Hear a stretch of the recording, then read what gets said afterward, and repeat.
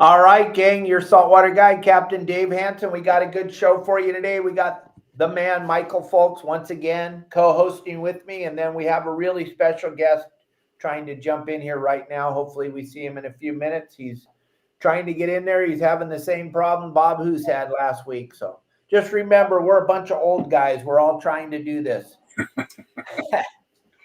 But your saltwater guide, sponsored by Promar Ahi USA.com. And we got a lot to talk about today with what's going on with the closures, what's coming down the pipe.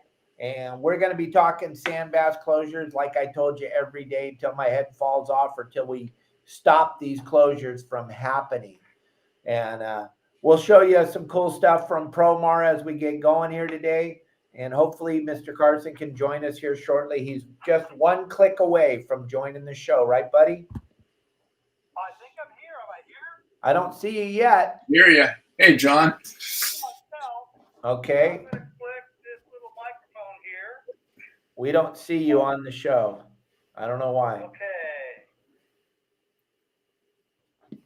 Hey, Matt. Thanks for joining us again. I don't know, Steve Carson. I don't know. I don't know why you're not getting in here, but Share screen. I'm going to try share screen to see if that works. yeah, we're trying. We're trying, everybody. We're trying. Michael, talk to everybody about what's going on today. Why I'm trying to get Steve in here. Well, we're just having our normal technical difficulties, you know. Yeah, it's okay. One click away. If you could just try to join stream. I don't really know what the last thing is to do to get on here. La la la la. Lots of things to click, but none of them are working. All right, that's wonderful. Cool. I can see myself. I'm on a camera somewhere. Far out. Well, we can't see you, buddy. I want to see you. I'm hoping. I'm going to let you try to figure it out. We'll see you if you jump on there. All right, gang. Well, Steve Carson's hopefully joining us. He's one of the old timers like myself and Michael that kind of understand how important the sand bass is to our industry. And if you guys don't know Michael, this is Michael Folks from Inside Sport Fishing. And now he's got one of the coolest docuseries you've ever seen available. You can download it. You can watch it on your phone, watch it on your TV. We're going to talk about the history of sport fishing, gang, and it goes right in line with what we're trying to do as far as save the sand bass in Southern California right now. I got a QR code up on the screen right below Michael's chin there. You guys could all hit that QR code, scan that, find out what's going on. They want to close another fishery here in Southern California. And to be perfectly honest with you, gang, this one's the one that's going to put the final nail in the coffin. If you're standing on the outside and you're making these comments, and I see these lame comments on social media right now saying, I don't even like sand bass. I don't care if they take the sand bass. You should care because this is just another closure. It has, if you take the word sand bass out of it, Michael, and you put the word fishing in there, that's the key to this whole thing is they want to abolish fishing in California.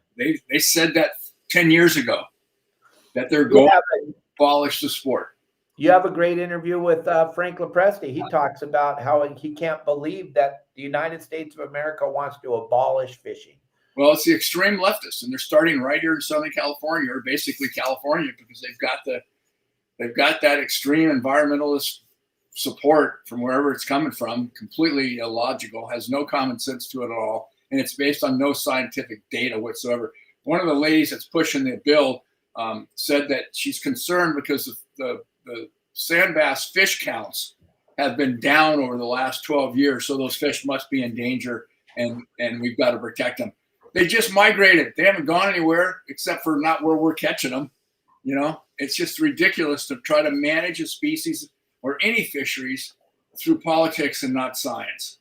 And that's what we're facing. So like you were absolutely right when you said, take the word sand bass or barb sand bass out of that formula and say they want to ban fishing. That's their ultimate goal, and it's death through 1,000 cuts. And Bill Shedd said the same thing in his interview. He goes, this train has already left the station, and if we don't focus on what we have to do to stop these extreme environmentalists from shutting down the sport that we love, it's going to be gone before we know it hit us. They'll bury it in a bill, and it gets passed, and the next thing you know, they just abolished fishing. So you know, I know it's not something we all want to deal with on a daily basis, and we don't have to. You know, it's like people like David's are putting the word out there. CCA is working their butts off to get this thing shut down. ASA is involved. You know, contribute a few bucks to CCA or ASA and give them your support. Yeah, because if we don't stand up as a unified voice, we're not gonna have a sport. I hate to say it, but it's some. Arnie just said that, you know, they want to put the half-day operators out of business first, and you really think they will stop here? Anglers, wake up and defend our fishing. Absolutely, you're 100% right. And anybody, Arnie, that's saying, and over on there's another website people go on for fishing. It's kind of silly. It's the most negative website in the world. It's kind of like listening to Howard Stern. But that website, there's literally hundreds of people over there saying that basically they want to help them abolish fishing in California, which I can't understand. And I don't know why the moderators over there don't pull those posts down right away, because the environmentalists are watching this and they're going, wow, they don't even like sandbags. It's going to be simple. Well, you don't understand, gang. Like Michael just said, the train is flying down the tracks right now, and any type of fuel you can pour onto this fire and help them to close this fishery, you're just helping them close fishing, period. Oh, it gets me so pissed, Mike. I was talking to Bill Varney right before we went live on the show, and he's telling me, why are there so many people that want to help abolish fishing that say that, quote unquote, that they like to fish? I go, I have no idea. They don't know. They don't know. I guess they're the ones that are still pissed that they didn't win the presidency. I don't know. I think so too. Hey, Jason just posted that he's got his letter sent off, and that's another thing we can do.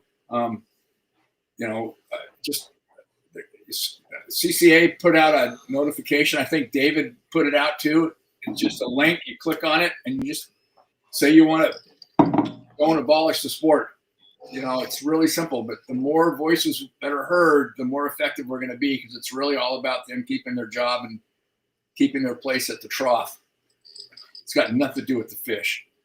Yeah, and like Michael said in the beginning of the show, to use the sport boats fish count to regulate fishing is absolutely ridiculous. They've been using sardines for bait for 15 years. Those poor little sand bass, I don't care if you find a bazillion of them, they can't eat that sardine. They try, but it's hard for them to get them down. So the anchovies are the key, or a small plastic bait. But, you know, it has nothing to do with the fish count. These fish migrate, they move, they have tails, little motors that they run around with, and they go up and they get into a better zone of feed, is what it surely come down to. They'll be back. Those flats there in Huntington Beach, they'll be swarming with sand bass soon. But probably this year. Everything's going to cold with the cold water. Yeah. And Michael, I don't know if you saw this. We're going to get off topic for a minute, but yes, day before yesterday, did you see the boat pull into Donna's docks and dump off all the illegal aliens? No, I didn't see the video. Right at Dana Wharf Sport Fishing, right in front of the window. They pulled up to the docks and let them off? On the Fury's dock. They tied up there, and 19 people jumped off the boat and ran out in the parking lot and disappeared. By the time that the Border Patrol guys got there, there was 9 people left on the boat. And one unaccompanied minor, little kid, 6 years old, no adults claiming the little guy. That's all that trafficking they've been talking about that doesn't exist. Right. It's according to the administration. If I was going to send a boat, I'd send it to California. It's a sanctuary state. We're trying to de-Trumpanize California, remember? Oh, wait a minute, but now he's not, because he needs that financial federal money. So I don't know. He's talking out of both sides of his mouth. Scumbag, absolute scumbag. But there's still a lot of people on this show right now that love the guy. They think he's so handsome. He's so handsome, Michael. I need some of his hair gel, and then I'm going to start doing some of his motions when I speak. Yeah, make sure that he understands what we're trying to say. It's really important. The little dance that he did. Oh yeah, it's insane.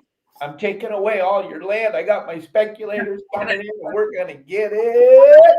just finished my $9 million house on my $270 a year, $270,000 a year salary. I just built my $9 million house. You can qualify if you make $50 for a $10 million house. Yeah, absolutely. Yeah, absolutely. Get me started. Hey, somebody said they want to put the half day boats off. That's absolutely true. Good comment, Arnie. Yeah, well, I read some post over on that other website that they're going, yeah, well, the sport boats have been slaughtering the fish for 1,000,000 years. It's about time they got stuff. We haven't been. I don't know if any of you have been watching what's going on the sport boats in the last 15 years, but thank God for the bluefin. That's all I got to say, because if it wasn't for the bluefin, there wouldn't be any boats really running anymore. We haven't been able to catch anything for such a long time. And I know there's a lot of people that went on a sport boat once in their life and they think they know. I'm going to bring in Don Brockman, Michael, on Friday. Cool. Donnie and I are going to be on here talking about this, and we're going to try to educate everybody, because this sand bass that they say is gone, 99.9% of the people today don't even know how to hunt for them. And it's a hunting deal. You got to get out there and look around in the mud. There's not on any set spot. You got to know how to use your sonar, and you got to know how to use your photometer, and you got to have the anchovies for chum, and you got to have the people rigged up with the proper stuff, or you're not going to catch sand bass out in the mud anymore if you don't know how. So we're going to be educating the people to let them know that it's not driving out to a rock and dropping down 30 lines and catching 30 sand bass. That's never been the case. It's never going to be. So you can't really judge the population, because first of all, we don't have the aggregating spawning schools that have come up back in the day when all the sport boats were built in the 50s and 60s. You watch History of Sport Fishing and you get to see how all the sport boats, when they came to be and everything, it was built off the back of the barred sand bass. Your show is so good for right now, for what's happening, for people to understand. And you've got so many people that want to help us across the United States. Everything's lining up perfect at this time. Well, Steve Carson, we'll take you on the phone. How about that? Since you can't get on here, I don't know what's going on. We'll come back to Steve with a phone call here in a minute. But he can't get on for some reason, Michael. I don't know what's going on. He's leaving a comment.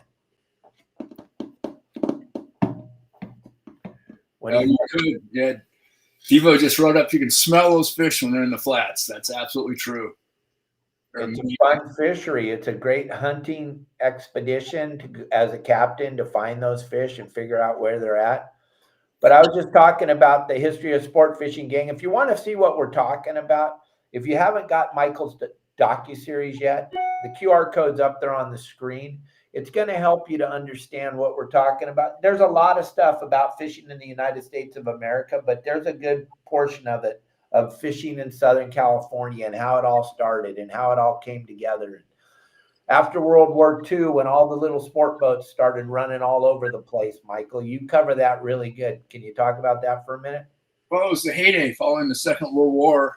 A perfect example is Bill Poole, who served in the Navy, volunteered and enlisted in the Navy as soon as the war broke out, and was stationed in Hawaii.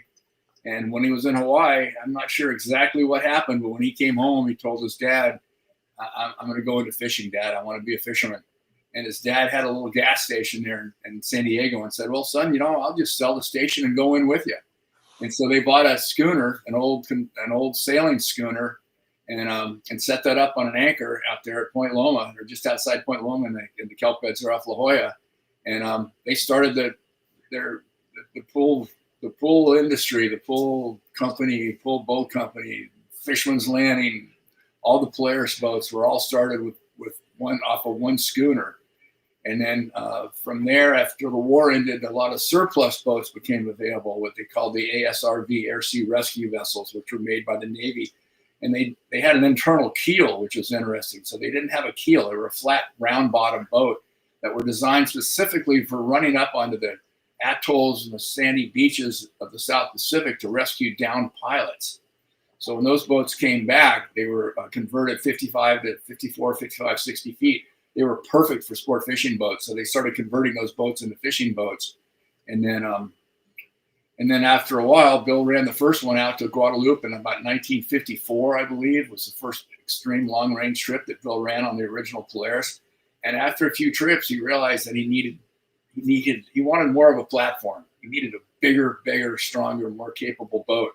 So he actually started building boats, and the Pool Boat Company and Bill and Ingrid are responsible for probably, I'm guessing, 14 or 17 of the boats that are in the fleet that are all Pool built boats, aluminum mostly, and he just converted it. So he was instrumental in the evolution of the boats in Southern California as far as sport boats go.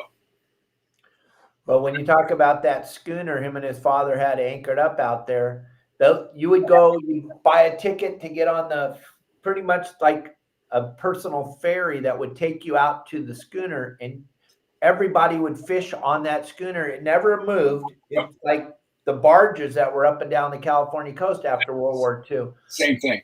And you would catch sand bass and barracuda and bonita, and once in a while a yellowtail would swim by and tangle everybody's line up.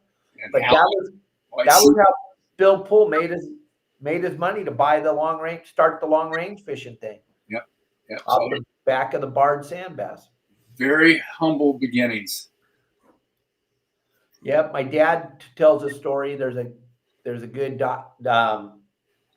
interview I did with him before he passed away, where he talks about his code group back in the early 50s was they would get on the payphone and he would call down to San Diego and ask Bill, what are you seeing down there right now on the barge? And then he would call Bill Knott in Oceanside and ask Bill Knott, what are you seeing on the barge? Then he would call Jimmy Schaefer up in Newport. And then that's how they would figure out where they were going. That was his code group back in the early 50s. And they used a payphone. Crazy story. Yep. These guys were the pioneers. And if my father was here today, he would tell you how important this sand bass is to our fishery, gang. And if you guys are seeing posts where people are saying that the sport boats rape the fish, it never happened, gang. It didn't happen. We caught fish when we were allowed to. Caught a lot. And we caught them for 2.5 months a year. And then they would migrate back into Mexico. And then the next time they would come back the next year and they would migrate up here. And this was a cold water cycle. But this was all done with science. It wasn't done emotionally. There was actual scientists that studied this fish, the barracuda, the bonita, the bass, the yellowtail. They knew their migratory paths. They knew how big they needed to be before we were allowed to catch them. They knew how many we could catch because they knew the numbers of how many fish were actually swimming around. We don't do that anymore in California.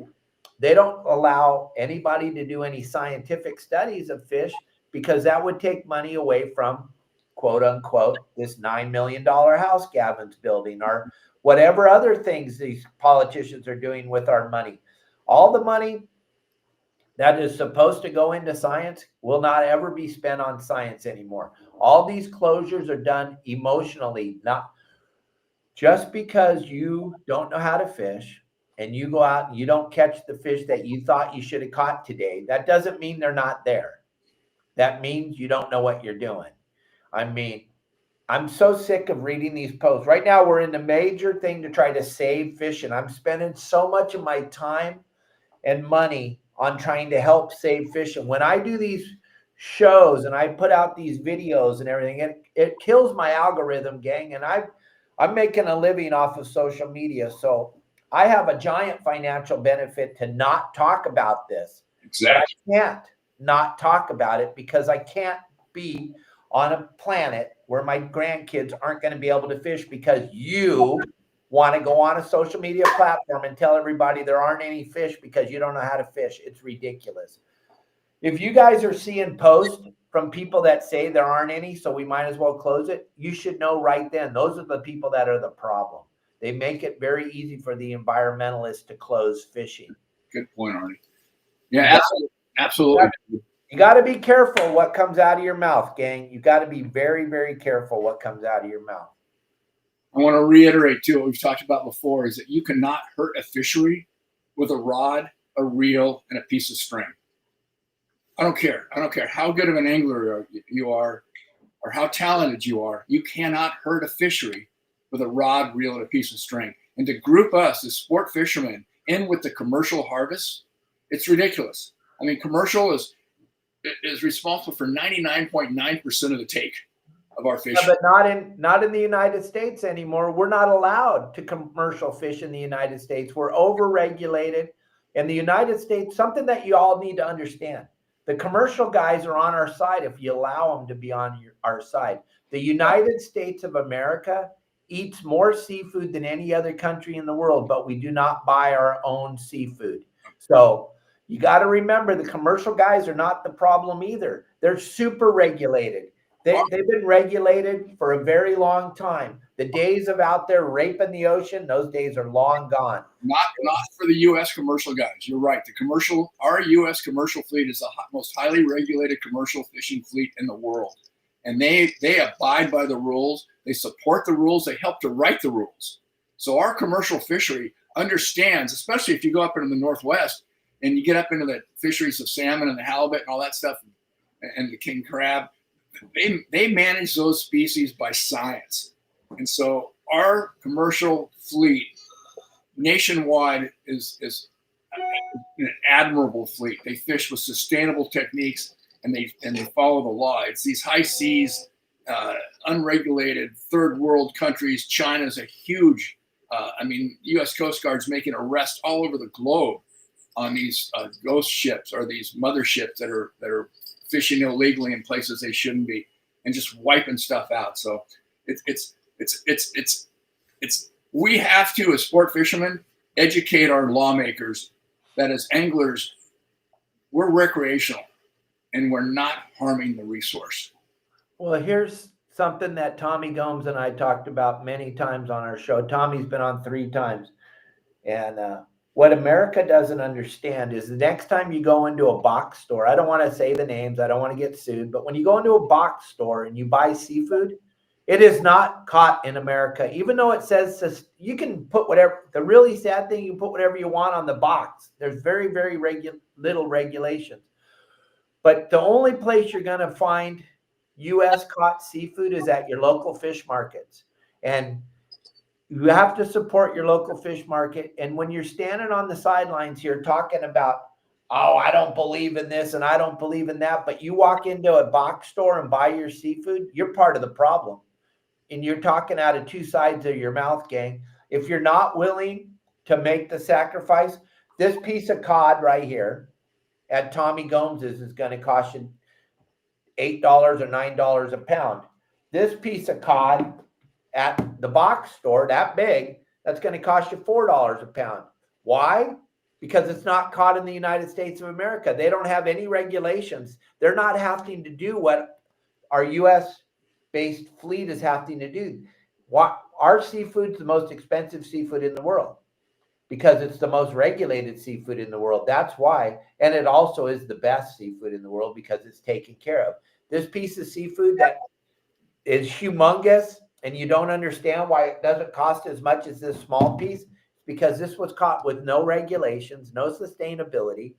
And that's another thing you all need to understand. When you guys are on these, it drives me and Tommy crazy. When you guys are on these forums and you're saying it's the commercial guys that just, no, be careful. It's the foreign commercial fleet. It's not the U.S. commercial fleet, gang. You got to be careful. And when we isolate ourselves from the U.S. commercial fleet, we've just stabbed ourselves so hard in the back, because if we're going to talk crap about them, they're not going to help us to slow down these closures.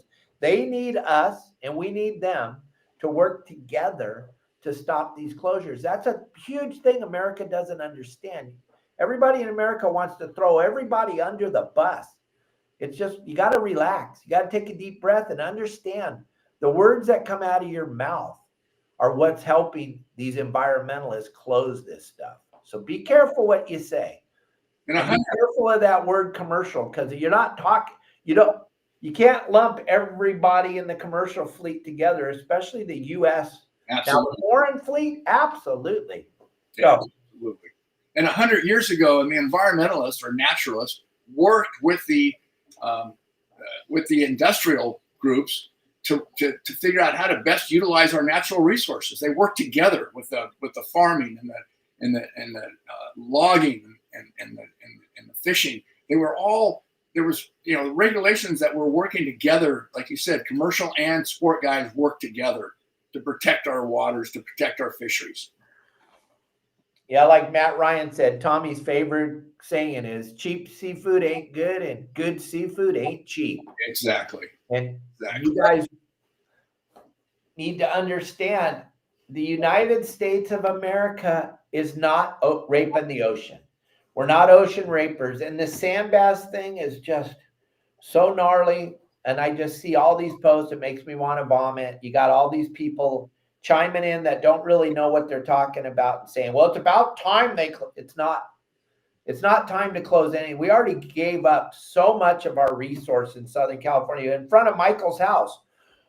We talked about this last week on the show. One of the most beautiful places on the planet Earth, and Michael's got to fish all over the world. There is nothing like Laguna Beach. Oh, it's a beautiful, beautiful section of the coastline. I mean, we've got eight miles of it here that you can't take a fishing. You have a fishing rod in your hand on the beach, you're going to get a ticket.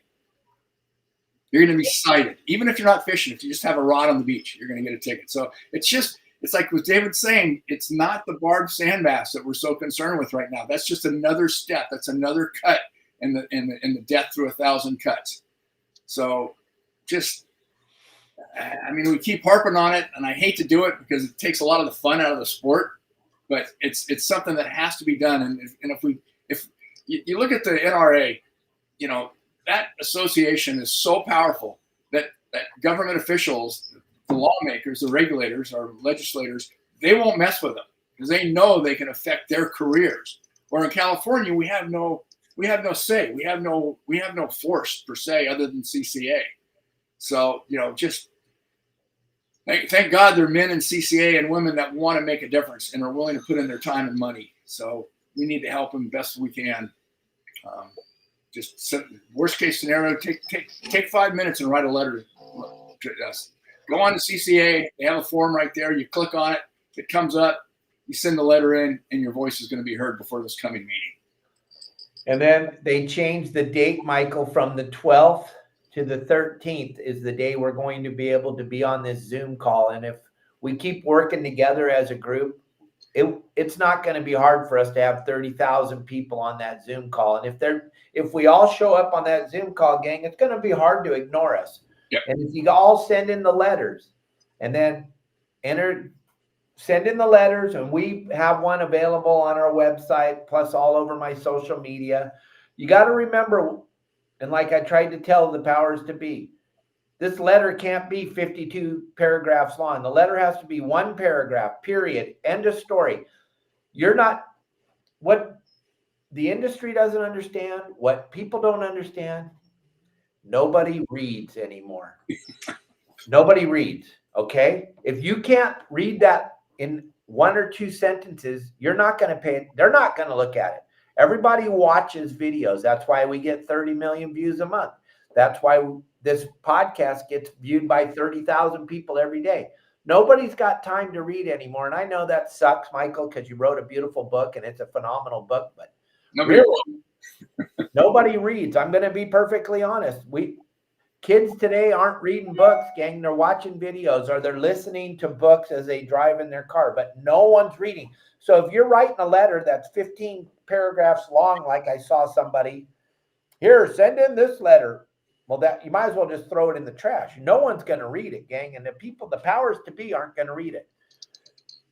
But if you can be a quick paragraph, like the letter that Kelly and I put together, it tells us that we don't believe in what you're doing because there's no science behind it, period, end of story. You don't have to go into telling us the history of your family and where they were born and how many teeth your grandpa has and all that crap. That's not relevant to this.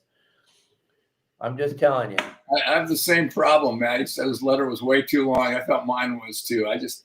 Finally I went back and cut it down to a couple of paragraphs, but I just felt like as long as the letter's on file, as long as you're sending the letter, joining this meeting on the 13th, that's your the numbers. It's like Trump's campaign.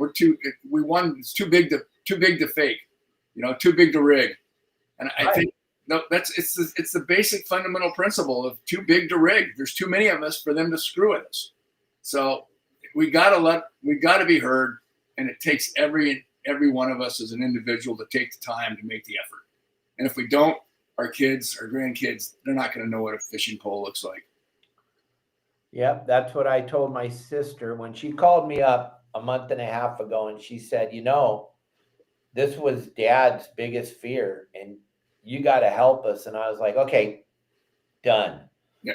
My show's going to be dedicated. Everything I put out from today forward, Donna, is going to be dedicated to saving this fishery. Because like I was talking to Wendy yesterday, Michael, and when I was little and I was watching my dad go out in the political, let's be perfectly honest, those of you that know my family, my dad already had been successful. He didn't need to get involved in this political world. Nope.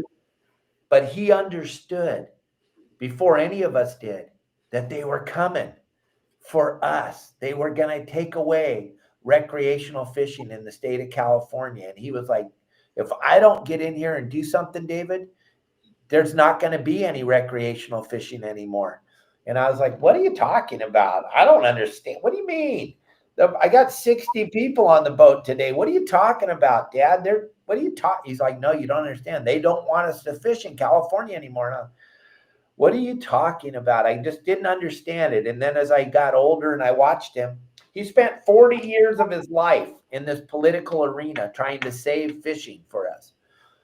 So my thing was, when Donna told me that, I was like, okay, I'm in 100%. And I'm the most unpolitical human being on the planet. I hate politics. I hate politicians, left, right, middle. Yeah, definitely politically incorrect. Everybody knows that. So, gang, this is a lifelong passion of my father's. That's why I'm so involved, and I can't let my sister down. And I'm going to do this until I can't do it anymore. I'm going to be talking about it. And I know it sucks. We usually have a really fun time on here, and once in a while I get on a rant about sea lions or something. But this sand bass thing's humongous because it's the end of fishing as you know it. Matt Ryan, here, you're making some comments. You know what I'm talking about. Because there's people out there, Michael, that don't understand. When the sport boat fleet stops fishing, there'll be no more bait boats. There'll be no more bait barges. There'll be none of that stuff. There'll be no ma and pa coffee shops. There'll be no bait stores. There'll be no tackle stores. The whole industry revolves around the sport boats. Even if you don't like sport boats, I don't really care if you do or if you don't. I'm just telling you, when they're gone, the whole thing's done. Yep. That's who supports the bait companies. Exactly. And your dad helped form SAC too, didn't he, David? Yes, and he sat on the board. He sat as vice president. He never wanted to be the president. He always wanted to be the vice president. He worked for years on that. And he worked on the National Marine Fisheries Advisory Committee and the Pacific Marine Fisheries Advisory Committee. And then he was the driving force, and he was appointed by Barack Obama to take care of the bluefin for us. And he sat on the Tropical Tuna Association. Look at the done. Look at the comeback the bluefin have made. I mean, it's just, if we look at the bluefin fishery that we have today, it's as good as it's been in over 100 years. And it's not a 100-year cycle. It's just that we protected it. Your dad helped to form some regulations that protected those bluefin. And now look what's happened. When you give them a chance to reproduce, and they've come back in a biomass, it's unprecedented. So we're seeing the best bluefin fishing probably in the history of Southern California right now. And Exactly. the water changing a little bit, temperature dropping, we might see some shifts, but it's been a phenomenal 10 years of bluefin fishing. So, And we wouldn't have been able to catch all these bluefin that we're catching without this bitchin' GT4 fluorocarbon from Promar, gang. Check it out. You can get that GT4 fluorocarbon from Promar. You go over to the website, you're going to save 15% on it right now. There's so many different products when you go over to the Promar website. You look at the QR code I'm throwing up here on the screen right now. You're going to save 15% on the products over there. Grab that, wrong QR code. Boop. You're going to save 15% on the GT4 fluorocarbon, the wind-on leaders, and all the other products that are available over at Promar. I'll throw up the other QR code here in just a second, but you got to understand Promar is the company that allows us to do these shows on Mondays and Tuesdays. And they also support our live fishing shows every night. And Justin will be out there fishing on Friday nights, his next trip. He had Paul coming out with him on there you go. There's your 15% off. He had Paul coming out with him again on Wednesday like he does every Wednesday, but now Paul's got the flu, so Paul's not fishing Wednesday, so we have to wait for Justin to be out there on Friday night. He's taking Lisa and the gang out to Catalina. It's going to be a fun-filled night of hooping. You know, when Lisa's on the boat, it's incredible. But all the products that you see on Justin's boat, Pablo's boat, Al's boat for hooping or fishing or the nets and the gaffs, everything's a Promar product. You can save 15% on all the Promar products right there with the QR code right above Michael or right below Michael's chin. Help support Promar so that they keep supporting your saltwater guide gang. Don't buy your products anywhere but right off the Promar website. It'll help me and it'll help them, and we'll all be happy, and we'll keep doing these shows. All right. Woo! Gang, my dad. Arnie just made a beautiful post there about your dad's vision for the future. You know, and like when we were younger and he was talking about it, I couldn't understand what he's talking about. Closures? What are you talking about, closures? You can't ever make us not go fishing. I can go fish anywhere I want. Anymore, dude. So your dad did have a vision and worked his ass off to make it happen and protect us. And I think it's passing the baton, Dave. And I admire you for working with Donna and doing everything you guys do to help protect our fisheries. Because if the word doesn't get out there, someone mentioned earlier, why isn't Phil Friedman talking about this? You know, I don't know. I haven't listened to his cast in a couple of weeks, but you know, everybody that I know that's aware of it is talking about it. So just tell your friends, get it together, send a letter. Send a letter. That's the easiest thing you can possibly do is just take 5 minutes and write the letter. It's right there. Just go to Dave's site or go to the CCA. Yeah, copy and paste it off my site. Just put your name on it. It's pretty simple, and just send it off. Yep. Please help us. Yep. I don't care if you like sand bass or not. I really do. That doesn't matter to me. I just want, but I want you to see. I think that's the. That's a long. That's the, no, but this is the Fish and Wildlife, Michael. They said in that letter, I can't get it to come up on the screen big enough to read, but they said that they closed the sand bass on June 1st and then close it till September 30th. It will have zero economical impact on the industry. No, wait. That's what they said? It's right on the letter. I'll pull up another part of it. It's on the letter that came from the Fish and Game Commission. I have it on my phone here. I'll read it word for word while you guys are trying to figure out what I just said. It's the craziest thing. I couldn't even believe it when I read it. It said, and this is coming out of the Fish and Wildlife's office, that they guarantee that the potential for significant statewide adverse economic impact that might result from the proposed regulatory action that has been assessed, and the following initial determinations relative to the required subsidy categories have been made. The proceed action will not have a significant statewide adverse economic impact directly affecting businesses, including the ability of California businesses to compete with businesses in other states. The Commission anticipates that the impact of the proposed regulations on the entirety of the marine sport fishing fleet activity is not expected to be sufficient to significantly impact sport fishing expeditions to businesses within the state. You know what? You don't need water in a fire hydrant either. So what the fuck? Yeah, don't do that. Don't get us banned by cussing.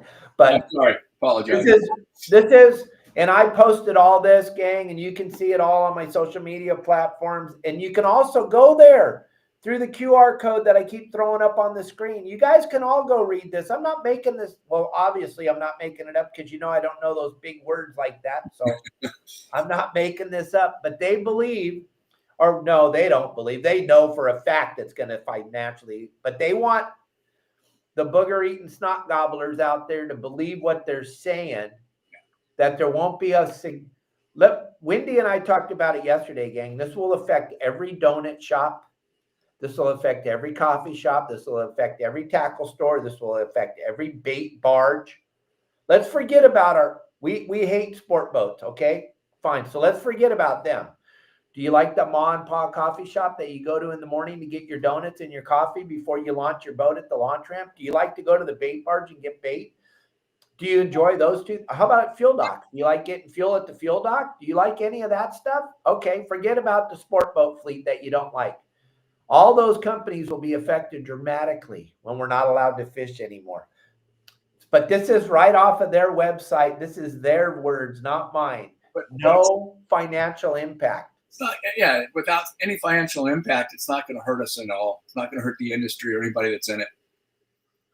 That's crazy. How can you even say that with a straight face? It's just like you don't really need water to fight fires, do you? No, you couldn't have done anything. The wind was blowing too hard. Wind was blowing too hard. It was out of our control. We just shut the valve off. We didn't think like the firemen needed water coming out of the vineyards. That reservoir, the lining of it had a little tear in it. So we had a contract company that was going to work on it, but they're really busy, so they couldn't work on it. So it sat empty for a year and a half. But you understand, because the money we were going to use to fix that, built a new house. Really, there's no financial impact on losing 15 neighborhoods in California. There's no financial impact in that anyway. But that money that we were going to use to fix that liner, we had to use it to build our $9 million house. We had to put the jacuzzi in. Yeah.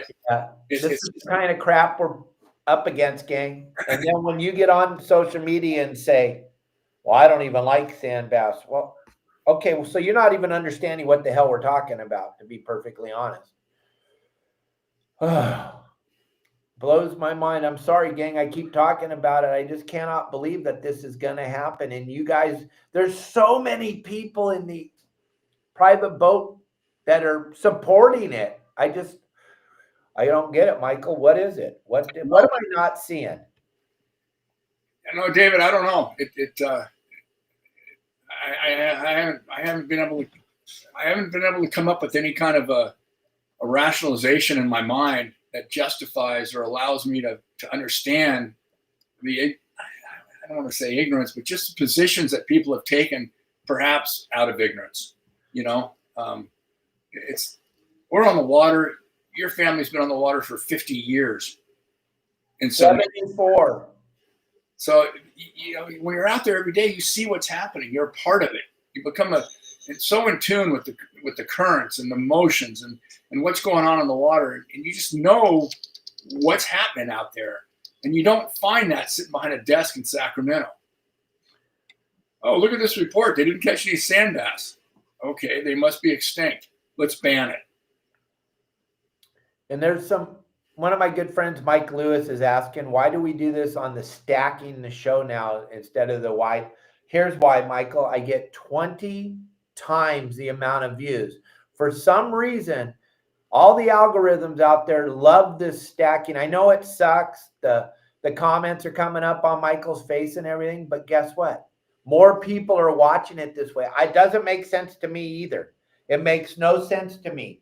But if you have anybody that wants to know, a few minutes after the show, I will show you the algorithm. It's absolutely ridiculous. When I do it side by side, Michael and I, we get like 100 to 120 views on YouTube. When I stack Michael and I like this, we get 3,000 to 4,000 views on the live show when we stack it. It doesn't make sense to me either, but this is why I'm doing it. It's all about the amount of people that are watching. I don't know why they like it better like this, but I think a lot of us watch it on the phone, Dave. I think a lot of us watch our podcasts on the phone, and so the formatting this way fits better on the phone. Yeah, he's saying it looks like crap on the phone, but I don't know. Devo just posted that Newscom ordered the water to be turned on this morning because of Trump. Well, yeah, they're all doing whatever they can now. They have to. Karen Bass opened up and let people come in to see their homes this morning too. It's because the boss told her to. He said, sign your executive order. Or I'm not giving you guys any money. Yeah. And those two scumbags will do anything for money. They're going to steal all that money. Oh, and that's why when they're saying, oh, you know, for the federal government to withhold financing because of having to have strings attached to it, hell yes, it has to have some strings attached to it. The state of California voters okayed a bill. I think it was, I can't remember the numbers, but it was, I think it was in the billions to create new reservoirs in a water system. 12 years ago, not a single reservoir has been built. Not a single pipe has been laid. And there was billions of dollars in tax money that's been collected by our government, our state government. And where is it? It's unaccountable for. Nobody knows where it's gone, but it sure hasn't gone to protecting our cities. So. Yeah, and they also said he's not going to give them 1 cent unless they require voter ID. I'll guarantee you. That'll change the game. I guarantee you that he didn't lose California, baby. Nope. If you took all the people that had to show ID, he won California landslide. But Newsom, think about this, gang. I can't go fishing without an ID. Dave Hansen cannot get on an airplane and fly to California without my passport. Isn't that weird? But you can go and vote. It's the weirdest thing. I can't go fishing without ID, and I can't fly to my country. When I get on a plane here in Cabo San Lucas, now this is really strange. It's going to blow your mind. When I fly Volaris, Michael, I can fly from here to Tijuana with no ID. Right. But if I want to come into the country, I got to show my ID. If I want to walk over that bitchin' bridge at CBX, I got to show my ID. If I want to get on the plane and fly from here to Orange County, I got to show my ID. If you want to go fishing, first thing you got to do if you go on a sport boat, listen to this, gang. I know how much you hate sport boats. But if you go on a sport boat, you have to show your fishing license. Remember when we had to have it on our hats? Yeah, you had to have it visible. Yeah, it had to be visible somewhere on your body, your fishing license. And yet you can go into a voter booth and say, I want to vote, and have no ID whatsoever. And he made it a law. Yeah. Gavin Newsom made it a law. And if you were caught asking someone for their ID, you could go to jail. Does that not tell you how corrupt it is? And that's what they're doing to our fishing thing, gang. Oh, please help us. It's the same governing body that's trying to shut down our fisheries that have basically destroyed the state. And so hopefully, like you said, voter IDs, and we change this state to a bright red golden state. Well, every state that you needed voter ID was red. Absolutely. It's the weirdest damn thing you ever did see. But I understand those of you that don't like Orange Man bad, Orange Man bad. I don't understand why you need an ID. Well, then why do we have to have a fishing license? Why do we have to have a fishing license? Why do I have to have a driver's license to drive a car? Somebody just posted that they wanted to know if Dana Wharf was a sanctuary sport fishing. Yeah, you saw that on the news this morning on Channel 5. My sister, that was so cool. Everybody wanted me to use that KTLA interview with my sister. They're like, post it on the show today. I can't. We're so big now, we can't even put music on our videos, gang. We get demonetized instantly. Yeah. Back in the day when no one was watching us, we could do all that kind of cool stuff. But now we're too big, too big to rig. I love it. Like, share, and subscribe. That's what it's all about.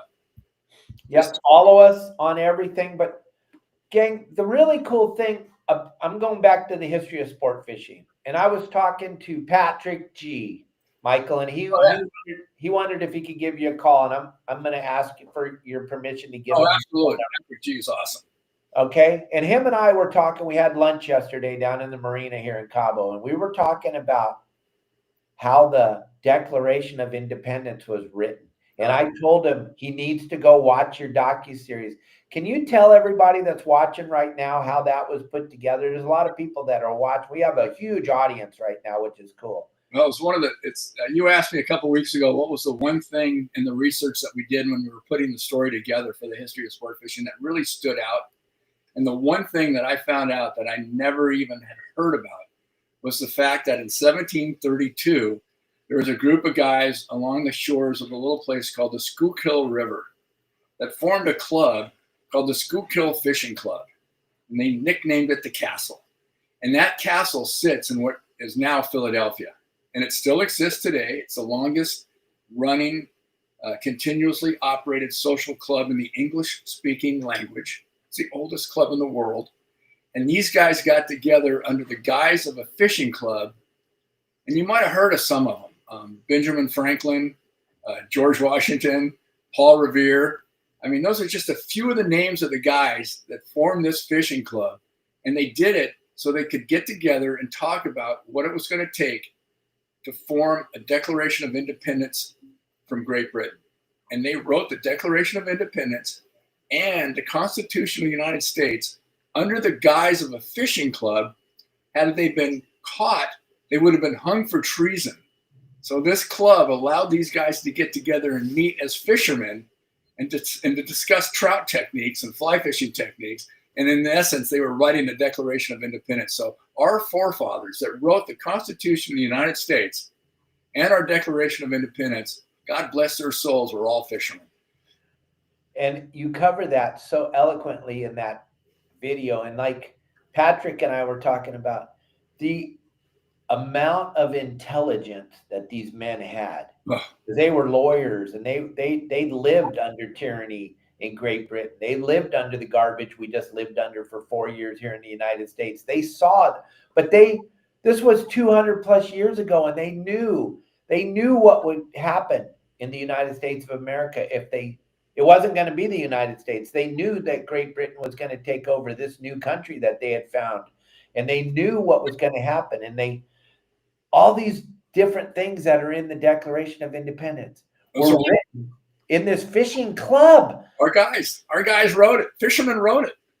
Gang, that's got to turn you on. And if you haven't watched the history of sport fishing, just for that one simple episode, then you'll go down and you'll just go, oh my gosh, this is so important. You'll show your children and you'll show your children's children what a bitchin' country the United States of America is, and how these guys put these laws in. No matter how corrupt it gets, like it was for the last 4 years, no matter what, the Constitution, it's there. It's all written. They can't, no matter how bad they want to steal from us. They can't do it.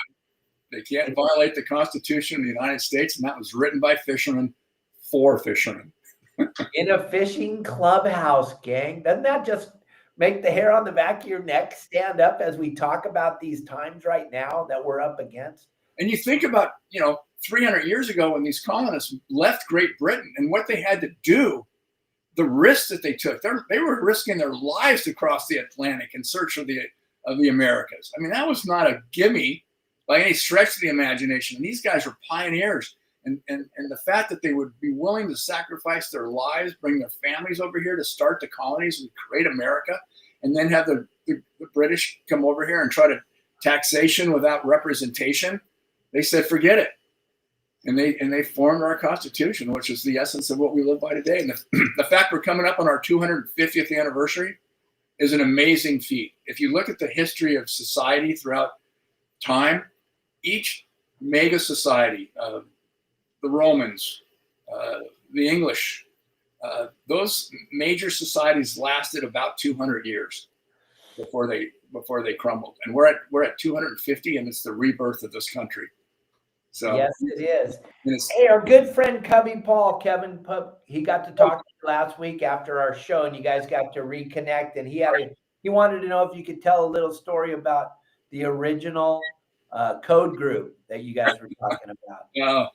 Well, to me, the Schuylkill Fishing Club is the original code group, But Chubby's way cool. We had a great call after the show last week. He's wishing him all the best. He's a warrior.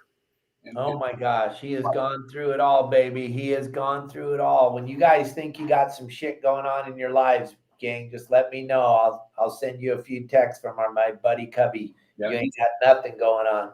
He's a warrior I admire. Just a great guy. He's like my cat, he's got 9 lives, and he's only on number 7 right now, so he's still kicking ass and taking names, baby. He's got a little road ahead of him on this recovery, but I think he's going to make it. He's got the most positive attitude in the world, and I think that comes from the club that him and I are involved in, which helps you tremendously with your attitude.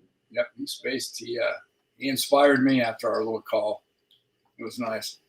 Yeah, that was a good call, and you're gonna get inspired when you talk to Patrick, because he's sitting down here waiting, hoping that I could give you his number. I'll never give your number out to anybody without asking, but Patrick's a good human. He used to be the president of Shimano. He had a lot to do with the president, but he was definitely involved with Shimano at a high level, and then he branched out and started his own company, and has done extremely well with his own merchandising. So, and he's a really good guy, absolutely passionate fisherman too. So.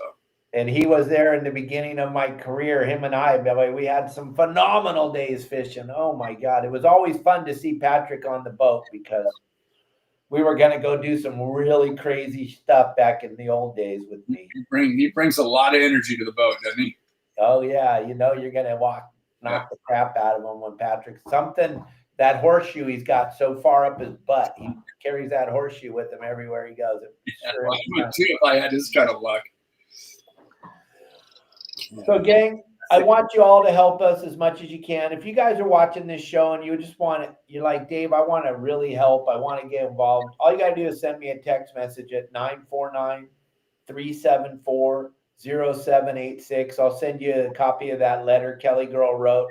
You know, I tried to write it, and a couple of our members tried to write it, but we don't know how to spell. So we had to get my wife involved, because she's pretty good at spelling and punctuation. 2 things I know nothing about.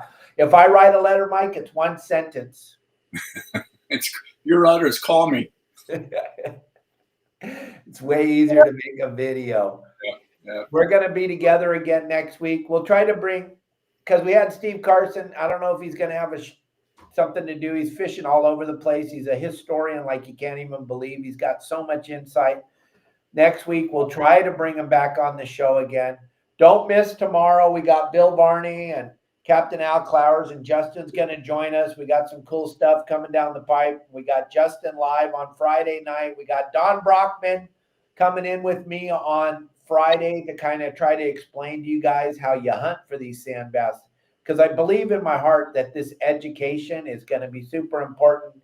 If you guys know more about this sand bass and how it reacts in Southern California, where it comes from, and all the different things that it does when it's here, it will help us. And then Thursday, we're going to have my wife, Kelly Girl, and a good friend of mine is going to make a guest celebrity appearance. He's got the traveling tackle store going all over Southern California. He's going to join us. It's going to be a great show. You guys will love Steven. He took this little tackle meet thing, and he's exploded it into like an unbelievable event. Now everybody wants to go, and it's like it was a swap meet. Now it's bigger, it's better. You'll get to hear all about it. And it kind of goes in line with what Michael's got behind him. There's a lot of vintage tackle that comes up for sale, and he's traveling around Southern California. It's a pretty good deal. You'll learn all about it.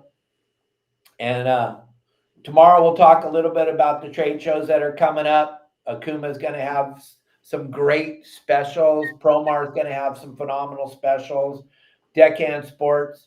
And remember, if you show up at the trade show wearing one of my shirts at the PCS show or one of my hats, you're going to win a free hat from Deckhand Sports. You go by his booth, you come by our booth, you're going to get a hat from one of our sponsors. Okuma's donating some hats. Promar's donating some hats. Costa Sunglasses donating some hats. We'll have some cool stuff, some cool giveaways. You want to be there. Michael is going to make a guest celebrity appearance. We don't know what day he's going to be there. He's going to leave it up. So I would suggest going every single day, because you don't know which day he's going to be there. But we'll have Bill DePriest on the show probably in the middle of February. He likes to come on and talk about, well, he doesn't like to talk, but I talk, and he does kind of answers your questions. Bill's done a great job on that show too. Hats off. Oh, yeah, he has. My goodness. Team. They built that up from nothing, from a Quonset hut to what it is today.